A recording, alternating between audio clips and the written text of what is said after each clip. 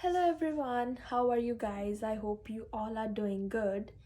Today I would like to introduce my topic through a statement which says that inclusive thinking and behavior are two shining examples to support children with disabilities.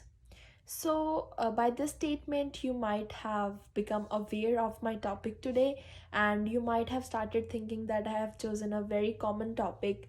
But let me tell you one thing, there is a great story behind this topic that really motivated me to bring out this topic in front of you guys. I would definitely like to share the story. The story is about a 2-year-old child whose name is Sahil and who is having autism. Actually, Sahil's family and my family has good relations, so I randomly called them once and I was checking up on Sahil and I asked them how Sahil is doing and what are their plans for Sahil's schooling now. So they answered me that they have found the school in their neighborhood, but they are not going to tell them that Sahil has autism. I was quite shocked and I started wondering why they want to do so. So I asked them, they answered me that they are not sure what will be the reaction of the school when they'll get to know about Sahil's disability, whether they will accept him or not, and they don't want to put the future of his sons on risk. Yes, it is very unfortunate to listen that in my country like India, there are still the fears of rejection, and there are many schools there that still refuses children with disabilities. I told them about the design and implementation that Canadian society use in order to create an inclusive environment and accommodate the children with or without disabilities. So I personally believe that inclusion is something that starts within us and requires our heart, and our head. Philosophy of inclusion is believing that children can learn and have a right to learn together.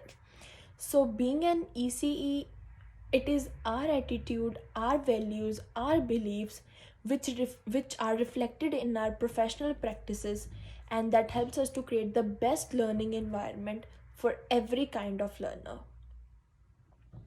So, we say that hand do work, and if we hold hands of each other, that is the power of mentorship to create an inclusive outlook to support every kind of children. So the question rises here is, how can we support or help children that really seeks acceptance in the society? We need to see those children from the social model of disability.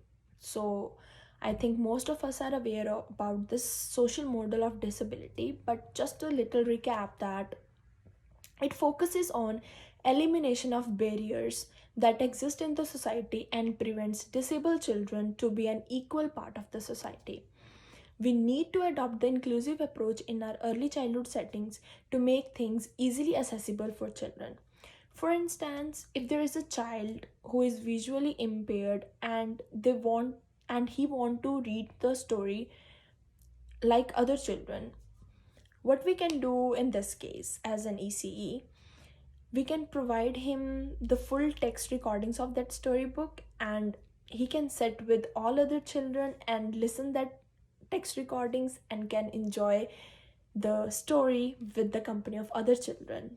So this is a perfect example of inclusiveness in which children is getting an equal opportunity to sit with other children and enjoy the story time. So we are the students of ECE and we all are aware about the standard code of ethics and standards of practice. The very first standard states that states the importance of caring and responsive relationship with children, families, and our colleagues. If we really want our early childhood education and care programs to be inclusive, we as staff members should be coordinated and collaborative. We also need to focus on design and implementation of programs that the design should be universal and the planning should be individualized. according to the unique needs and interests of children. And don't forget to involve families in this learning process, because when children see their family members in their learning process, it helps to boost their self esteem and encourages them, and it helps to create a sense of belonging for them. This is applicable to all kind of learners. I'm not limiting this information only to disabled children, but it is an important part that every ECE, every responsible ECE should be aware of. So at the end, I would like to say that every ECE should be passionate about inclusiveness, and we all are in this together.